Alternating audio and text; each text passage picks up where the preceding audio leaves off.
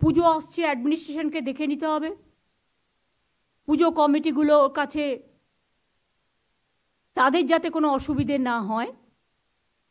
প্রত্যেকটা DM SP, শুধু DSP নয়, এসপির সাথে ডিএমও থাকবে, এলাকাগুলোকে ভিজিট করুন, করে দেখুন কার কি প্রবলেম আছে। আগে আমি বিডিও স্তর পর্যন্ত ডিএমদের বলবো, আগে যেমন আমরা করতাম, আইসিদেরও, ডিএম এসপিদেরও।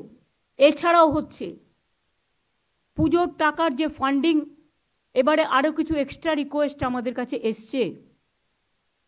সবটা হয়তো পারবো না, কিন্তু আমাদের প্রায় 450 কোটি টাকার মতো খরচ হচ্ছে ক্লাবগুলোকে দেওয়ার জন্য। সেই টাকাটা আগামীকাল থেকে ছাড়বার জন্য আমি বলে দিচ্ছি।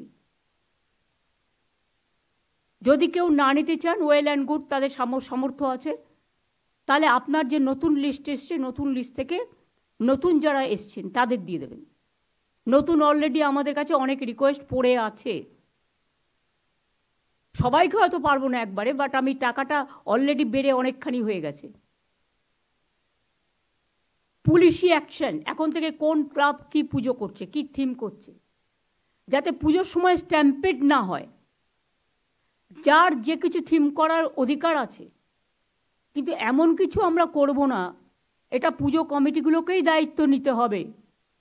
একদিকে যেমন তারা সামাজিক কাজ করবেন, গরিব লোকেদের অন্ন যোগাবেন, কারণ এই পুজোকে কেন্দ্র করে অনেক গরিব লোকের রুচি রোজগার হয়, তেমনি সাথে সাথে মনে রাখতে হবে অনেক বিদেশি অতিথিরা আসেন, সারা দেশ থেকে অনেক মানুষ আসেন, তাদের যেন কোনো রকম অসুবিধে না হয়। পুজোর ব্যাপারে এখন থেকে সতর্ক হন, সতর্কতামূলক ব্যবস্থা নিন।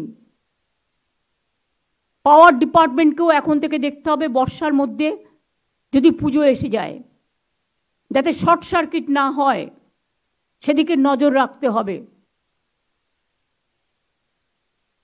পুজোতে আমরা বলেছি 75% পর্যন্ত বিদ্যুৎ আমরা ফ্রি করব। যারা গভর্নমেন্টের সামাজিক স্কিমগুলো ভালো করে প্রজেক্ট করবে, তাদের আমি আরও কিছু হেল্প করব বিভিন্নভাবে।